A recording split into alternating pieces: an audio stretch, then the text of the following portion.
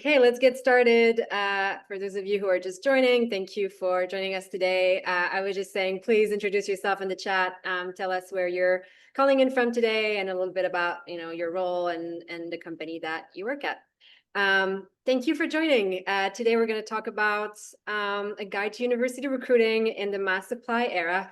We're going to cover a little bit kind of why is the mass supply era happening? Like what are some of the trends driving this interesting situation that we're finding ourselves in, and talk about some of the companies that RippleMatch and CodeSignal work with and the type of technology that they're using to address the problems of the best practices that we're seeing in the market.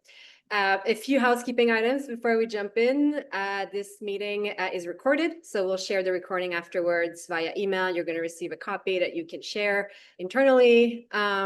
And also, please ask questions in the chat as we go along. As we're covering different topics, please chime in, tell us about what you're seeing, your experiences, but also any questions that you have for Katie and myself as we go along. I'll introduce myself and then I'll pass it over to Katie just to say hi. I'm Audrey. I am our VP of Marketing here at RippleMatch. RippleMatch is the first early career hiring platform that's been designed for a world where AI is redefining what it means to find talent and also how to find the right talent. And I've been at the company for 3 years now, and I oversee bringing new employers on the platform and also candidate marketing and reaching candidates throughout the country. Katie, tell us a little bit about yourself, and thank you for joining us today. Yeah, thanks for having me, Audrey. I'm so excited to be here. Hi, everyone. I'm Katie Fairbank. I am Director of Product Marketing at CodeSignal. I see some familiar names in the chat, so good to see some friendly faces here virtually. CodeSignal, many of you know us as a tech skills assessment platform, but our mission is to discover and develop the skills that will shape the future.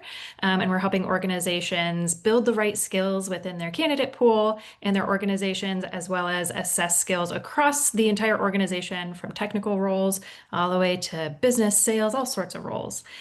So excited to chat a little bit more about that today. Great. Thank you, Katie, and thank you for joining us. It's great to have our great partner CodeSignal with us today to go to this content. I'll jump in and talk a little bit about kind of the high-level trends that are driving the mass supply era right now and what we're seeing as we work with employers. Well, first of all, I think it's no surprise that AI is changing the hiring market. And it's changing it pretty fast. Obviously AI is automating some of the tasks and workflows that are kind of simplest right now, but that will likely increase in sophistication over time. So it's changing the hiring market, but it's changing it even faster in early career, because some of the tasks that you would expect an intern to do or someone right out of school to do are obviously the first that can be automated. So it's impacting early career and recent grads at a higher rate. And in certain cases, employers are looking to hire fewer headcount because AI can automate some of that, some of these, earlier in career tasks. So it's fewer headcounts, but the expectations for these headcounts that you have are going up because you have less of them and they're more precious. And you want to make sure that you're finding the right talent for these roles, both in terms of them being AI capable and being able to leverage AI to do their job better or to be more productive right off the bat, whether that's in technical roles or in business roles. It's not just for technical AI engineer or AI PhD. It's also for marketing folks and sales folks and really all types of role that are now starting to use AI to be more productive. So employers are now looking for folks that are AI capable, but also the soft skills that go alongside AI are becoming even more important, because now that AI can help you do a lot of things that were historically considered hard skills, then it makes the softer skills like communication and strategic thinking and leadership even more important to make sure that the folks you're bringing into your company are the right people and are the best fit for your team and are going to contribute to their fullest. And these skills, both AI skills and soft skills, are currently lost on job boards or traditional recruiting platforms because there's no way really to assess those or to have those come through on a traditional resume in a way that's credible or, assessed or verified. So we're finding ourselves in the situation where employers have higher expectations and are looking for, you know, like stronger power skills from recent grads and students. But also on the flip side, there are less roles available, or at least there's a trend in certain industry where there's less roles open. So candidates are finding themselves facing, less job openings and are applying way more than ever to these roles. And a lot of platforms allow that to happen in mass, and employers are receiving a lot of AI generated applications, and that trend just kind of gets amplified. So in short, finding the right talent has become increasingly harder because of AI in a market where AI is raising the bar for what it means to find the right talent. So we're finding ourselves with an interesting dichotomy right now that is really, I think, across the hiring market, but it's just accelerated and amplified in early career hiring.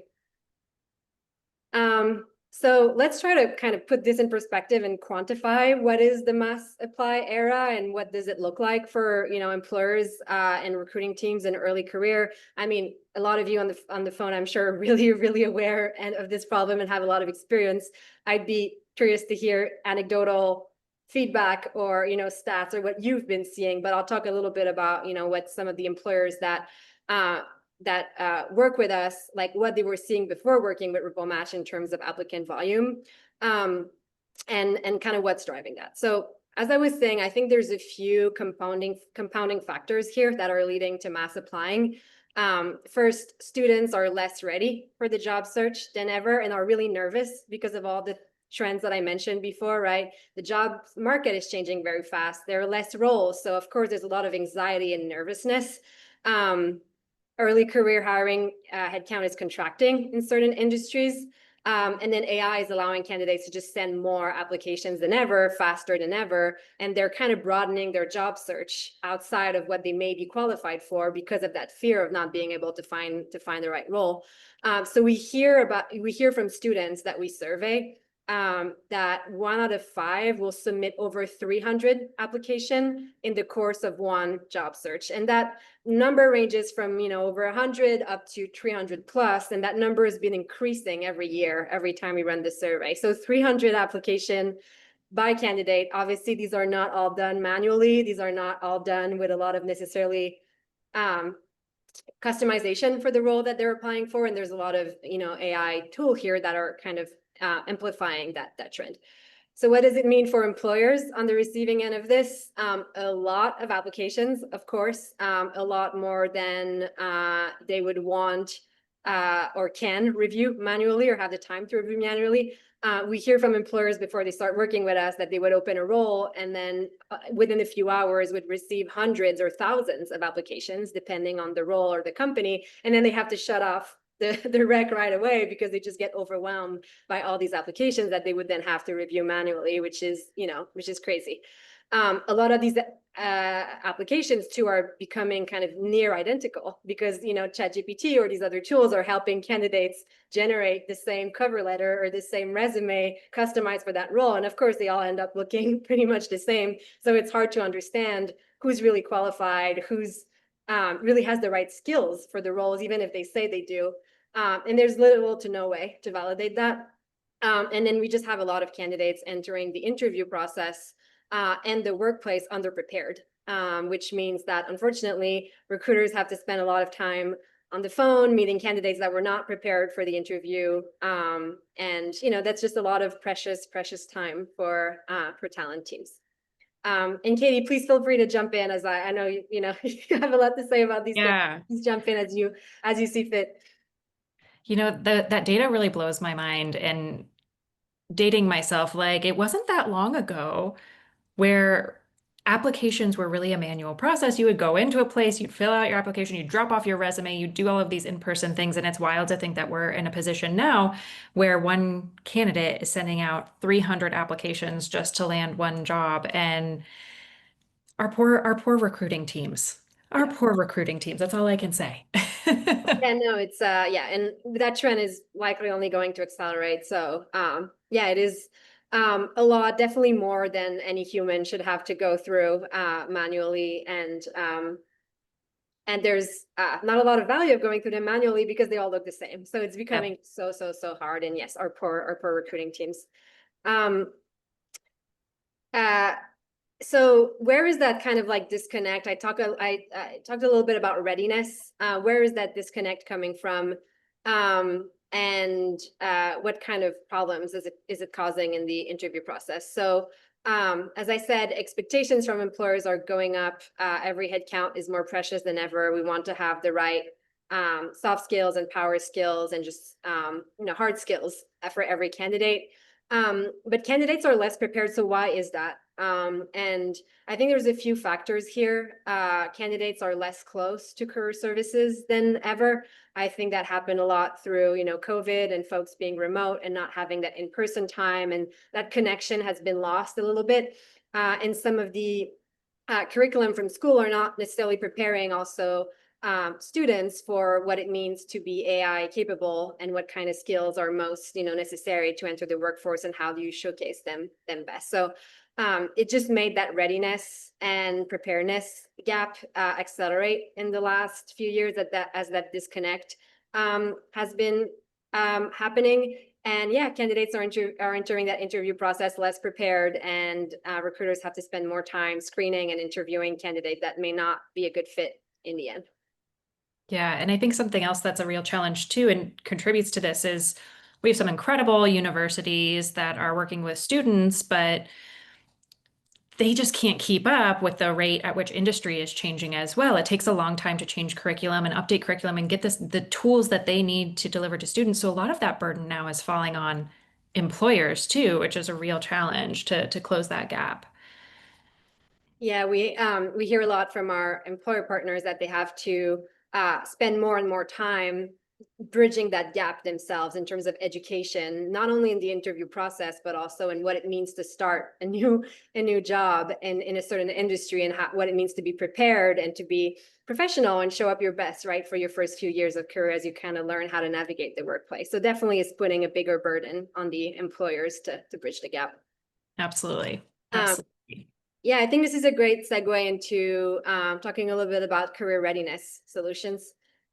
Yeah, absolutely. And actually, I would love to hear from the audience in the chat. I'm curious, how many of you are facing this gap and struggling with this gap? Would love a little emoji response or a little message. If you don't mind typing it in there, would love to do kind of an informal poll here. But as Audrey was saying, this is a big issue we're hearing from our customers as well. And, while school does a great job of instilling foundational concepts, career services is farther removed, as Audrey said, and students are trying to figure out, okay, how do I demonstrate this knowledge in an interview setting? And unfortunately, the best way to build a strong interview skills and strong workplace demonstration skills is to practice. But it's really hard to do that in a high stakes environment where you're interviewing for a job. And as I mentioned earlier, CodeSignal's mission is to discover and develop the skills that will shape the future. And so we have taken an interest in this particular challenge recently as well. And we want to help candidates develop their interview skills so that they can land their dream jobs and start off stronger on day one with your organization.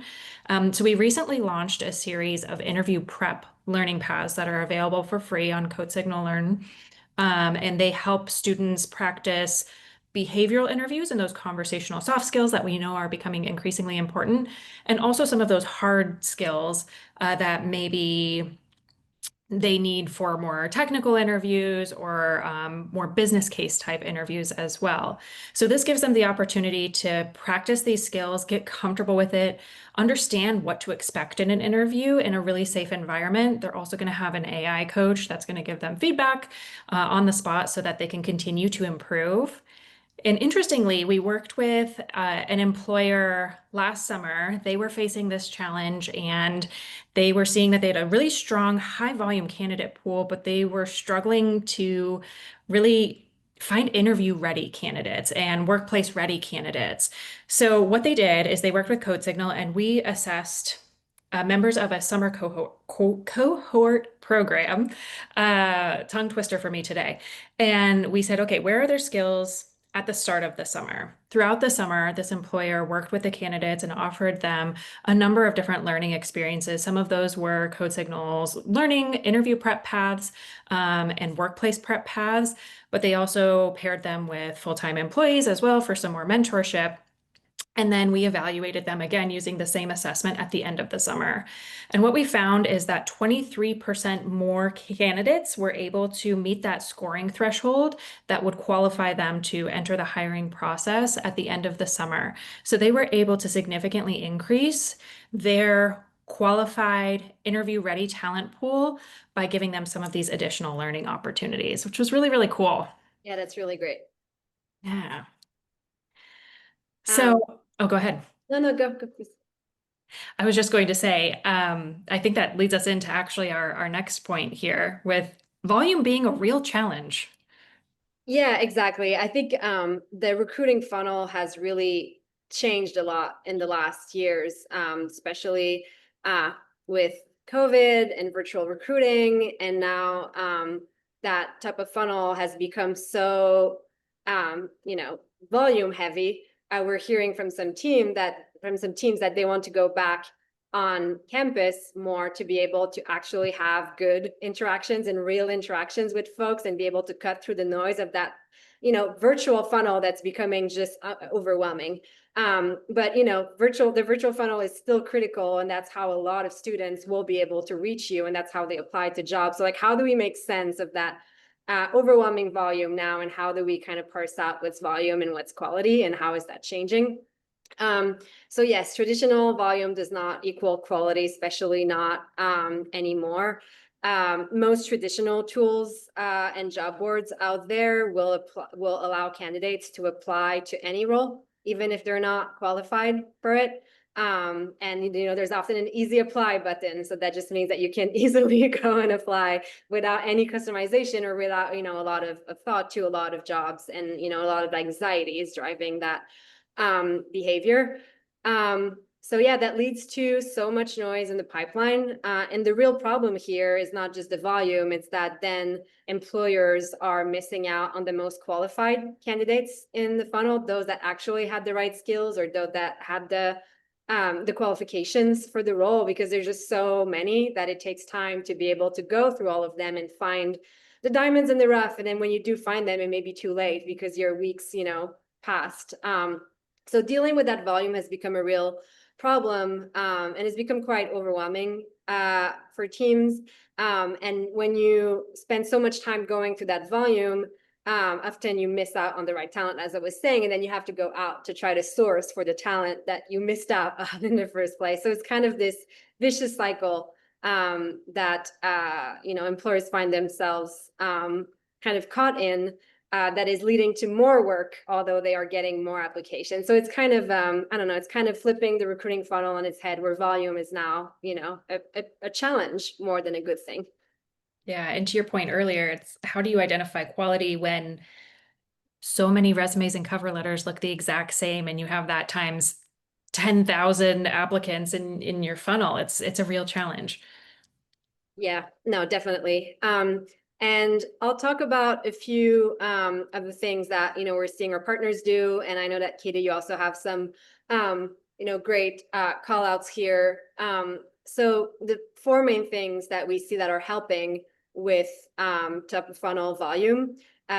First is audit gaps. When you have a tool like RippleMatch that allows you to basically get only qualified applicants in your funnel, and then be able to understand within that pool of qualified applicants what type of skills or what type of diverse talent might you be missing. So to get that kind of holistic view of your funnel helps you understand, okay, great, I have 100 qualified candidates. They all are a good fit for my role. That's great, but I would like more of these skills, or I would like more diverse talents. And then therefore, I'm going to use my sourcing tool or my sourcing time to go and find the talent that I'm missing, and not just do more kind of top of funnel initiatives to go and find more talent that I already have, or maybe already have like too much of in my funnel. So I think it's both a great way to narrow down your scope and make sure that you're spending time on the right candidates. If you only get qualified ones that are coming through your sourcing tool, but then also allows you to focus on the gaps that you may have, and then use your sourcing tool to go and fill these gaps. So that's primarily how we work with our employers. The other aspect of that is helping employers increase their reach beyond core schools or top schools. This is something that we believe a lot in, and a lot of our partners, employer partners that we work in and we work with, believe a lot in, is that when you're able to have a way to reach the right talent at scale and connect with the right talent at scales, you're able to go way beyond, just a set of few schools that you know or can visit physically. And it just expands your reach a lot more, and just, makes your funnel footprint a lot larger, and allows you to reach more diverse talent from different kind of like pockets of whatever region you're hiring in. And a lot of our partners have shifted from a core school approach to really just finding the right talent wherever they are, because there's more effective ways to connect with it. And I think that's a great way to increase access to opportunity while maintaining your focus on the right talent. Katie, would love to hear from you on integrating skills assessment in the process. Yeah. Well, yeah, as you said, really identifying qualified talent at the top of the funnel is going to lead to a healthy funnel all the way throughout. And so what we like to do is work with our partners to identify who has the right skills with confidence right at the start of the process, so they can drive a very strong and efficient process throughout. And actually, let's double click into that a little bit here on the next slide. When we think about sourcing and identifying skills at the top of the funnel, target schools is really a common approach. And we also, like RippleMatch, believe heavily in going beyond that top schools approach. But university recruiting it's a really competitive space, and that adds to the need to go beyond these target schools. I'm sure we've all made some wonderful friends at career fairs that we see over and over again at the same schools we're all targeting. And a lot of our customers can't help but wonder, is there talent that we're missing that we could be evaluating and including in our process if we could had the capacity to go beyond this. So one recommendation that we like to make is to partner with organizations that help prepare candidates for the workplace. These candidates that are working with these organizations are investing extra time and effort in their professional development and are really, really great candidates to tap into. So we work with organizations like ColorStack, Black Career Women's Network, Rewrite the Code is another one that we work with. Would love to actually hear in the chat if there are any partner orgs that your organization is working with. Would love to do a knowledge share here and understand some more orgs that are great. But what we really want to do is reach those underrepresented groups that probably aren't going to the top schools and see if we can include them in our process as well. And especially when we think about skills like technical skills, this is being democratized a lot. There are a lot of candidates that are self-taught and quite good at coding, or maybe attended a boot camp in addition to partial university. And so if we're only focusing on universities, we're missing out on a lot of untapped talent.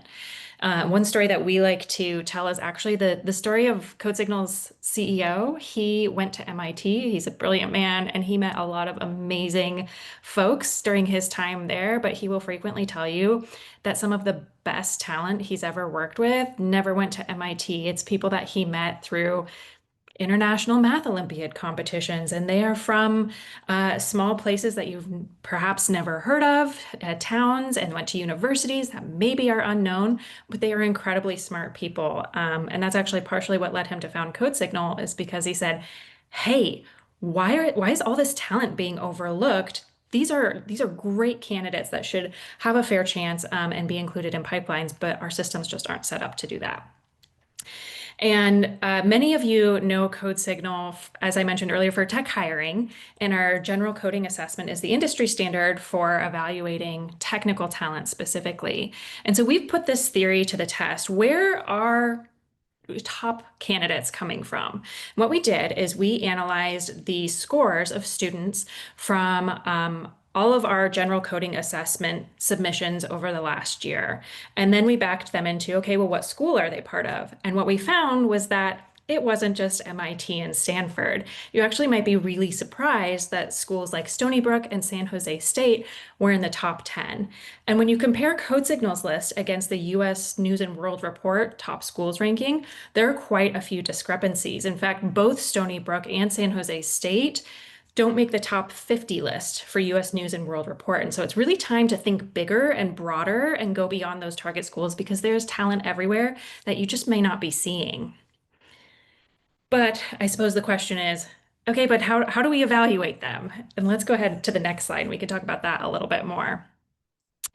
And I feel that it's probably like, yeah, it's great to open up our funnel, but who's going to evaluate all of these candidates? We have recruiting teams that are stretched really thin.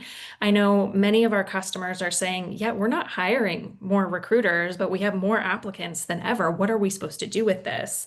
And we see that recruiters simply don't have more than truly seconds to spend on each resume, and they have to make some really quick decisions. And we know that this isn't scalable and this isn't as inclusive as we want it to be.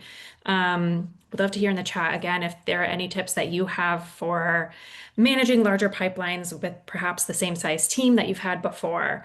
But we also know that we want to do better and we don't want to burn out our recruiters in the process. So a couple tips on the next slide here. This is where skills assessments can come in and help. So a better approach is to give all of your applicants a chance to show their skills, and we can do that automatically without your recruiters having to spend a ton of time sending out skills assessments and evaluating them. So let's say a candidate applies, you can automatically trigger a skills assessment to go out to them, and this is regardless of their background. Anyone can take the skills assessment. And our assessments are built by experts, they're backed by science, they're validated by IO psychologists, so they're highly predictive. Then you're in a position to decide who you want to bring into your funnel based on objective skill metrics. And so this is highly more predictive than your resume and as well as more objective. And your recruiters then are spared the time of screening candidates that maybe have misrepresented their skills on their resume, or they're filtering through all those copy paste chat GPT same applicants. And this is really important, of course, in university recruiting when there's a very narrow window that you have to evaluate candidates and make those decisions. So what you're doing is you're going to surface talent from non-traditional backgrounds by including everyone in your process, but then really hone in on those candidates that have high potential based on who meets your skills bar. And what our clients frequently say is that by sticking a skills assessment at the top of the funnel, they're able to evaluate 2 times the amount of candidates in their process while still saving hundreds of hours that the recruiters would normally spend screening candidates and their interviewers as well. So a much happier process to identify skills right from the start. Now, one little aside here, I don't think we can talk about skills in today's day and age without talking about using AI. AI is the free space on every bingo card, and especially as we think about those technical roles, those engineering roles. So I'm curious if your engineers in the audience are using AI daily, and if this is a discussion among your teams. We see generally that our partners fall in one of 2 camps. There are some organizations that are saying, hey, we are really cautious with AI. We really want to understand a candidate's skills without AI. We're still figuring out how we're going to use it in our organization. We're still setting up some guardrails, and we just want to have AI out of the picture in our skills assessments and how we're screening candidates. And that's great. And so what you need to do if you are in that camp is you need to make sure that you're confident that the results you're receiving are flagging if there was AI usage and detecting that usage. We know that there was some talk like a year ago from ChatGPT and other generative AI vendors saying, well, maybe we can watermark solutions. And that didn't pan out easily. So what you need is a solution that's going to be able to identify different patterns and clearly indicate when AI was likely used in a submission so you can go in with that knowledge. And then in the other camp, we have a lot of partners who are saying, hey, our engineers are using AI on the job. Why would we want to limit that for candidates in their process? They're going to be doing it when they start working here. So let's see what they can do with AI. And that's great as well. A couple of cautions you want to be aware of, though, if you are in that AI supportive camp. The first thing is saying, just, okay, if they want to use ChatGPT on the side while they're doing an assessment, great. Well, it doesn't quite work out that way. A couple of challenges with that first are candidates are going to have different access to different AI systems. So, for example, one candidate may be paying a subscription for ChatGPT or Claude or whatever, and then they're going to have access to additional capabilities that students that are on a free um, feature simply would not. So it introduces inequities there. Also, we do know a lot of organizations have a preference on which LLM their organization uses. And so you want to make sure that you're using the same model that your organization uses in real life on the job scenarios. The second piece is that a lot of organizations are saying, okay, like let's start allowing ChatGPT or any Gen AI assistance on our assessment, and we'll just allow it. We'll use our same assessment and allow that usage. That's going to lead to a weak signal of skill. And the reason is because it's a good analogy is say you're giving somebody a math test and there's long division on there, and it's a pretty complex long division. And you're expecting them to do mental math. Well, it might take them quite a while to complete the test, and they're gonna have to work through it a lot more. The second you introduce a calculator, that changes. The calculator is going to speed up what they can do during that same time and make them problem solve a lot faster. It's very similar with introducing generative AI into your assessments. What you need to do is use an assessment that is purpose built for AI assistance. It's going to up the ante a little bit because candidates can accomplish a lot more in an hour with AI assistance than when they do not have that assistance as well. So you have to rethink both the assessment approach and the assessment content. So things that you're going to want to look for are tools with an integrated AI assistant so that everybody has the fair, same AI assistance in their assessments. And you're also going to want to look for assessments that are purpose-built for AI assistance too. So with that aside, thank you for bearing with me on my little AI soapbox. No, I think this is a really interesting and really important point that you're bringing up of, I think AI in the assessment and hiring process from how the candidate is using it can't be ignored.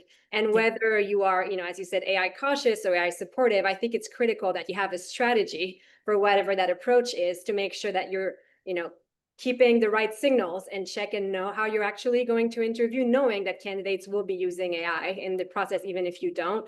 I was chatting with one of our customers just yesterday that was telling me anecdotally that their hiring managers were saying that some of the interns that they got on the job were actually not the interns that they interviewed, in the sense of like, the communication skills were completely different, the writing skills were completely different. So it's okay if they use AI in the interview process, but you want to be aware or have controls on how it's being used so you actually know how you're assessing candidates and you don't have a surprise on the other side of, oh, I actually thought that candidate was a great communicator, but it was a chatbot talking for them. Yeah, absolutely. And like fraud is a real issue that organizations are concerned about, whether it's ChatGPT or whether it's sometimes even, I think we've all seen some news stories recently about people that hire somebody elsewhere across the world to do an assessment for them. And so you need to be really cautious that you're tracking and ensuring that your assessment has integrity. If you're making decisions at the top of the funnel about what you're going to do in this process based on that assessment, you need to make sure, yeah,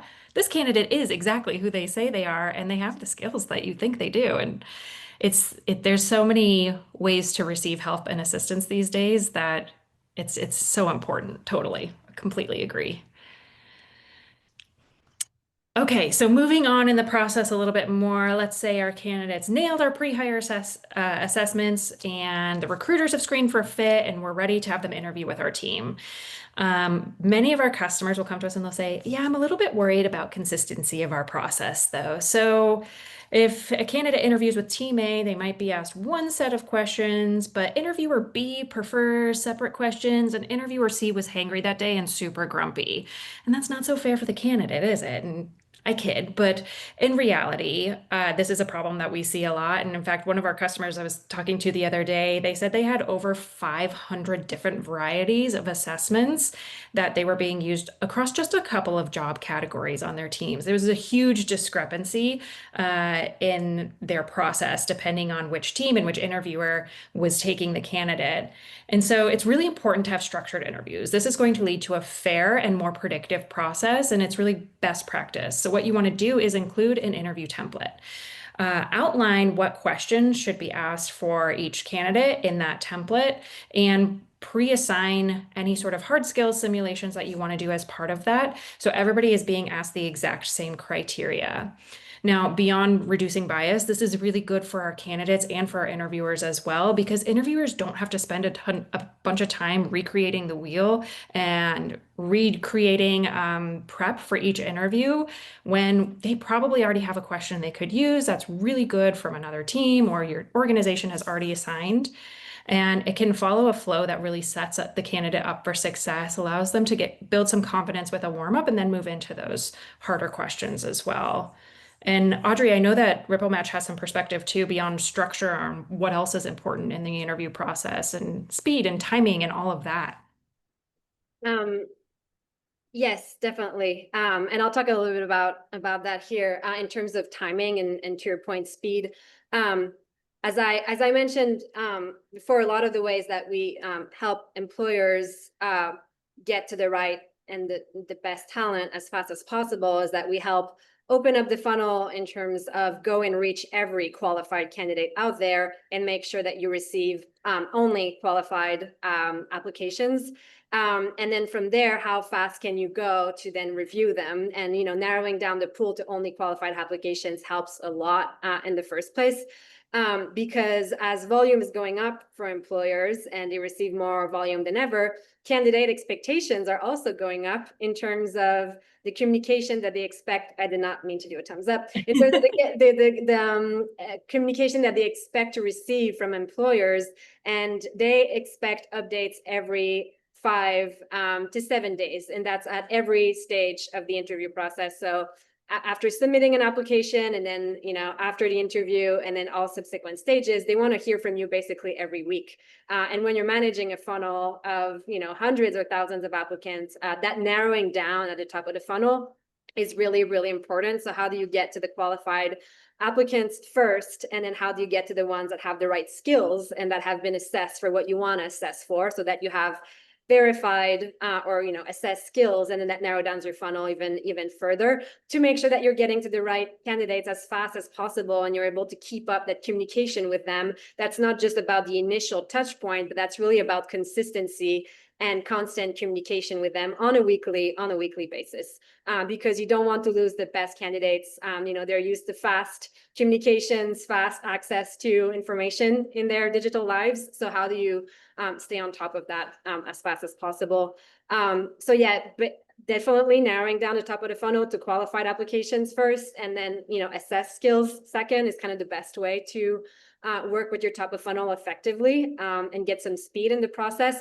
But then there are also some tools in your workflow that you can use. For example, on RippleMatch, we have an interview scheduler embedded in our product, so that when you have a qualified candidate and you want to move them to interview, you can, within the same kind of workflows, get that interview scheduled right away. That automation just saves a lot of time of back and forth and checking calendars and comparing recruiter calendars and all of that. So small things here that you can embed in your workflow really add up over time when you're talking about this kind of volume. Yeah. And then also one thing I'll say too is we want to make sure that we're making the most of that interview time when we do have it too. And if we don't have the right tools in place and we're fumbling around trying to make our interview work, that's a poor experience too. So make sure that you have tools set up and your team is prepared to work through real world simulations of what the candidate's going to be doing so they can get the answers they need and they don't waste all of that time fumbling through platform instead. So that's where things like CodeSignal's live IDE and pair program interviewing can be a real help too, maximizing everyone's time there. Definitely. I want to talk a little bit about renegs and why they happen, and some tips that we've heard, or how to kind of deal with them as best as possible, or how to try to prevent them as possible. And really, Katie, also curious to get your perspective on this, if you have any tips on your side. So why do they happen? I think a lot of the trends that we've been talking about of candidates are applying for more roles than ever.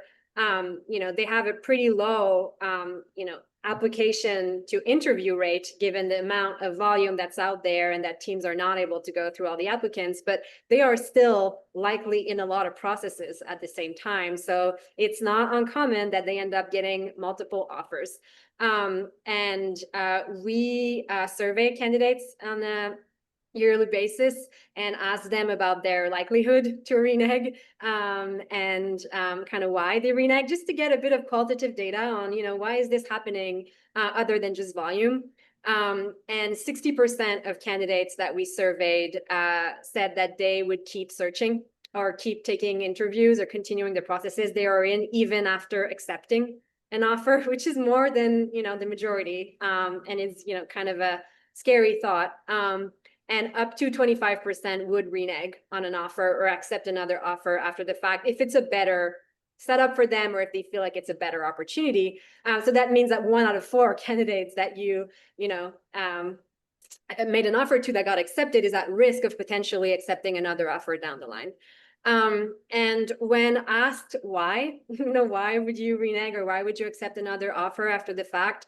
I think some of that comes from the readiness and the job preparedness challenges that we've talked about, and a little bit of lack of context on what it means for the employer to lose a candidate that they went all the way to the acceptance stage for. Maybe they've been relying on that candidate starting for weeks now or months, right? And kind of the impact on the candidate, on the employer side, and not being fully aware of that's not a good thing to do, because you're also stealing an opportunity from someone else that could have accepted that job. So I think there's a lot of kind of education here that may be missing. But the reasons that are a bit more selfish are better compensation. Of course, sometimes they're just going to receive higher salary, and that's very attractive.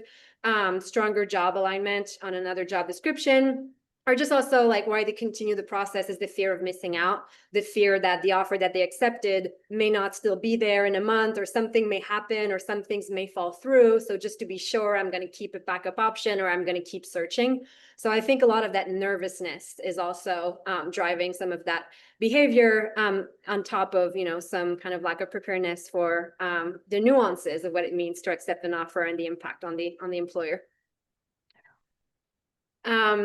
So some tips that we have on how to prevent them as best as you can, or some best practices that we hear from our customers.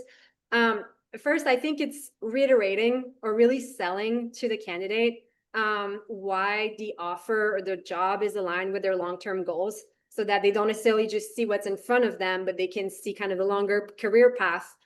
If this was not necessarily like their first pick, still helping them understand the skills that they're going to develop in this role that's going to help them ultimately grow into the type of role or career that they want. So I think there's a bit more selling that needs to be done, and selling the vision for how this fits into their long-term career, because they may not be able to see it from the get-go. Clearly communicate the value of the role and the skills that they're going to be building, the type of teams that they're going to be working with, and some of that teamwork that's going to be happening, and really communicate the soft and the hard skills that they're going to be walking away with after this role. I think 3 is probably the most important, and goes back to my comment earlier about speed and cadence of communication. Stay in touch after the offer as much as possible. Definitely don't go silent, because I think that's some of that silence that can cause the nervousness of, oh no, is this still happening? Should I keep looking? Should I have a backup plan? So we recommend keeping in touch, depending on, of course, the length before when the offer is accepted and when the first day is. If not weekly, bi-weekly, or monthly, to make sure that they know how to get prepared, they know what's coming, but also it's just a reassurance and kind of that human connection of, this is still happening, we're excited, we can't wait to see you, etc. So we would advise to err on the side of over communication, even if you don't hear back from them, because they're not always kind of aware of how to communicate back and how to reply, and the best practices there, but just over communicating is probably better. And as part of that, setting clear expectations for what it means, what you should prepare for your first day, just making them feel very supported and prepared, so that they feel confident getting into day one, and can reduce some of that kind of stress and burden associated with preparedness that's missing. And of course, if you can, it's better to have some backup candidates that you keep at play in case someone falls up the funnel, because with the number I shared on the last slide, it is a real possibility. So that's a little bit about kind of managing renegs, or what we can do to prevent them. And that's kind of like at the bottom of the funnel, and when you actually got offers. To wrap it up, I'll just recap a little bit some of the kind of key trends that we're seeing and that CodeSignal and RippleMatch are helping combat in terms of mass supply and really getting to the right candidates, as fast and as best as possible, while still opening up access to opportunity and opening up your funnel as much as possible to reach, a wide net of qualified candidates. I think what's really great with our partnership is that, RippleMatch and CodeSignal, we integrate together and we kind of help you go after the same mission, which is really like open up your funnel, but also get to find the right qualified and assessed talent.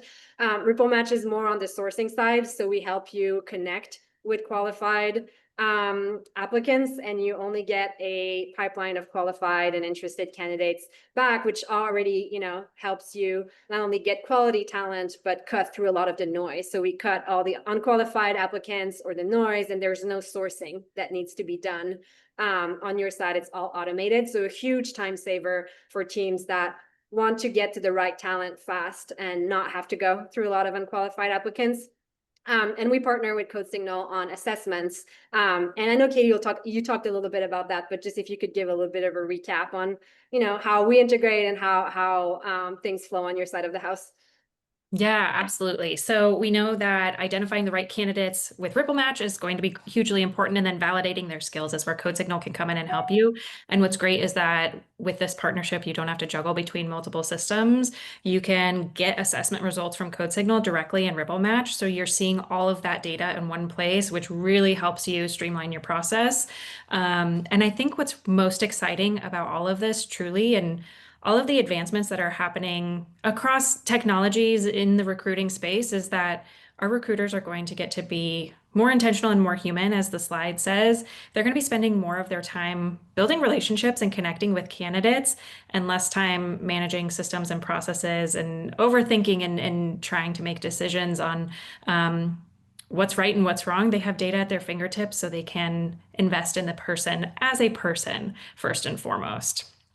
No, definitely. I think you said it really well. And that's something that we really believe in, is that the AI trend that we're seeing right now that is leading to this mass applying is, ironically, I think, in a good way, going to force us to go back to more human interactions and making sure that we spend face-to-face time or quality time with the best qualified candidates, and really get to know them and get to bring back the humans, because this trend of just getting more and more AI generated resume cannot be the way to hire for the future. So I think there's some upsides there with the right technology to bring more, personal and meaningful interactions back into the recruiting process. Yeah, which is the fun part. That's the part to love about the job. Well, thank you so much, Katie. It was really, really great to hear from your perspective on this. And thank you for all your knowledge and expertise on, what it means to assess candidates in this era and the best ways to do that. It was really, really great to hear from you. Yeah, thank you. I wonder if there are any questions. We still have a few minutes any questions in the chat. Pop them into the question box. Yeah, we'd love to hear from you if there are any questions or anecdotes or kind of comments that you'd like to share on the presentation today. Always love a good story from the audience. Yes.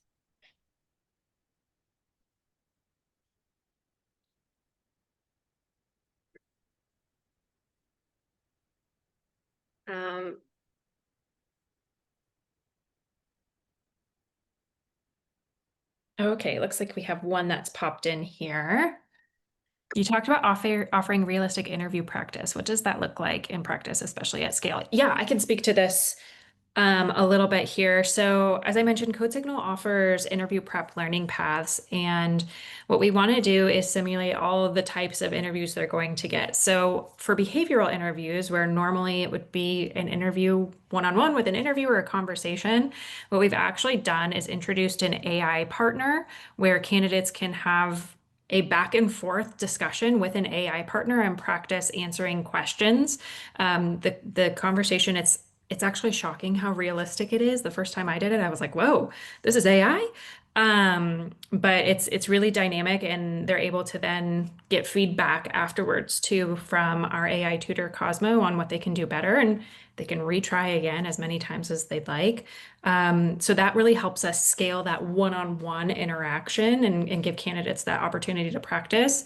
Then, of course, we also have simulations. So, for example, in technical roles, one part of the hiring process might be working on a technical project. We have sample projects that are realistic to assessments that companies are given that candidates can practice with. For other more business roles, it might be a mock call with a customer, for example, in a sales or a BDR role.